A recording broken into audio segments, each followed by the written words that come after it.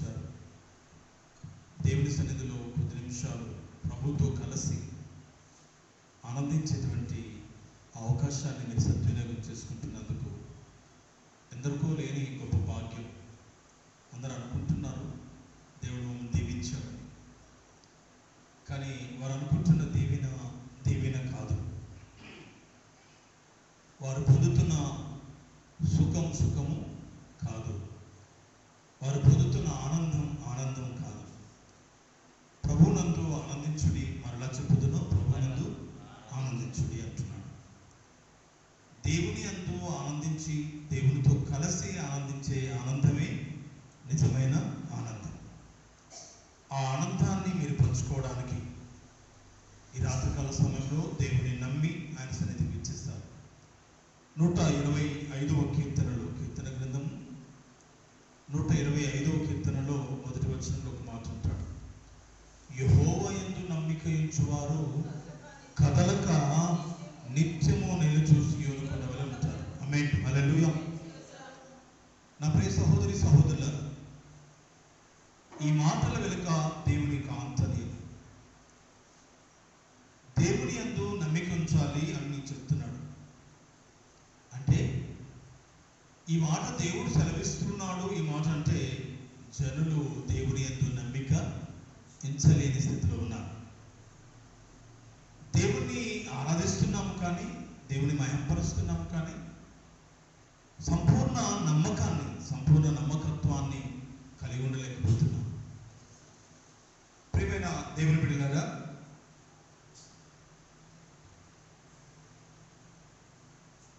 దేవుని నామమును ఆరాధిస్తున్నటువంటి ఆరాధన మనందరికీ ఆశీర్వాదకరంగా మారాలి అంటే దేవుని యందు నమ్మిక ఉంచాలి.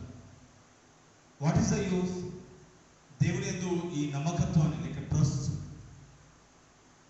దేవుని యందు నమ్మకత్వాన్ని కలిగి ఉండడం వలన వచ్చే ప్రయోజనాలు ఏంటి అని మనం ఆలోచిస్తే, దేవుని యందు నమ్మిక ఉంచకపోవడం వలన వచ్చే నష్టాలు తెలుసుకోవాలి.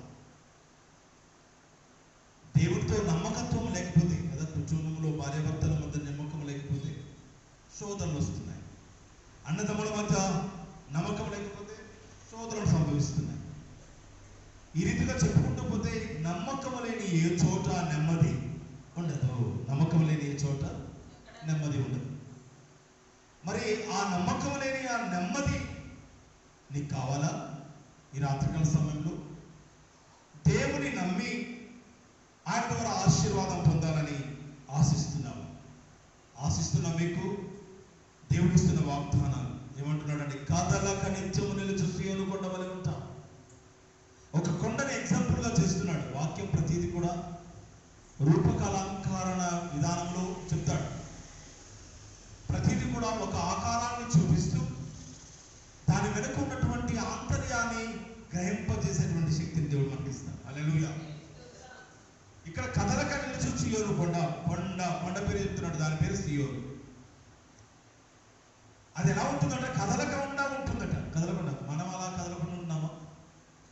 ఏంటి కదలకుండా అంటే ఏంటి? కదలకుండా ఉండడానికి గల కారణాలు ఏంటి? కదలకుండా ఉండడం అంటే స్తబ్దతగా స్థిరత్వం కలిగి ఉండడమా?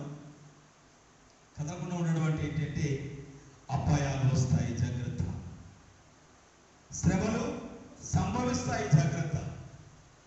అవిశ్వాసులుగా ఉన్న జీవితంలో మనకు అనేకమైన శోధనలు వస్తాయి. అపవాది పొంచి చూస్తూ ఉన్నాడు, నువ్వెక్కడ పడిపోగొట్టాలా నిన్ను అని.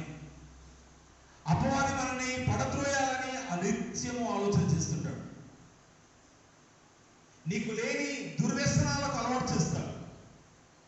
ప్రభువును ఆరాధించకుండా చేస్తాడు. ప్రభువును మయంపరచకుండా చేస్తాడు. ఏముంది, గుడికి వెళ్తేనే మనం ఆరాధన కాదు. ఇక్కడ కూడా మైకులో విందాంలే అనుకునేటువంటి ఆత్మలుగా, అంటే భ్రమపరిచేటువంటి స్థితిలోనికి దేవుడు సాధారణుడు భ్రమ పెడతాడు. దేవుడికి సమీపించి ఆయన అంటున్నాడు, దేవుడు యందు నువ్వు నమ్మకం ఉంచితే కొండ ఏ రీతికైతే కదలకుండా స్థిరంగా ఉంటుందో, ఓ నా ప్రియ విశ్వాసురాలా, నీ దేవుడు నీతో మాట్లాడుతున్నాడు. ఈ రాత్రికాల సమయంలో నువ్వు పూర్ణమైన నమ్మకత్వము దేవుని మీద ఉంచాలి.